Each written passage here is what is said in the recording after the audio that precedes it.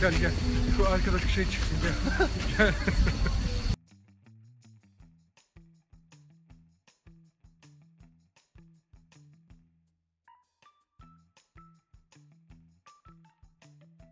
Merhaba arkadaşlar, yepyeni haberlerle karşınızdayız. Elçin Sangu ile Yunus Özdiken, Loca romantizmi. Elçin Sangu ile Yunus Özdiken, günü Loca'da geçirdi. Marmaris'te tatil yapan Elçin Sangu ve sevgilisi Yunus Özdiken, önceki gün Bozburun'daki bir plajda objektiflere takıldı. Günü kendilerine ayrılan Loca'da geçiren çift romantik dakikalar yaşadı.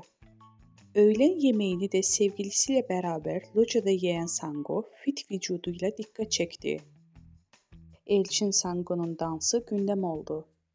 Çerkez kökenli olan oyuncu Elçin Sango, lezinka performansı sergiledi. Sango Çerkeslere özgür dansları çıplak ayakla oynadı. Kahve dansından da sergileyen oyuncu videolarına birçok beğeni geldi. Elçin Sango'nun hayranları "Zarafet akıyor, çok güzel dans" gibi övgü dolu yorumlar yaptılar.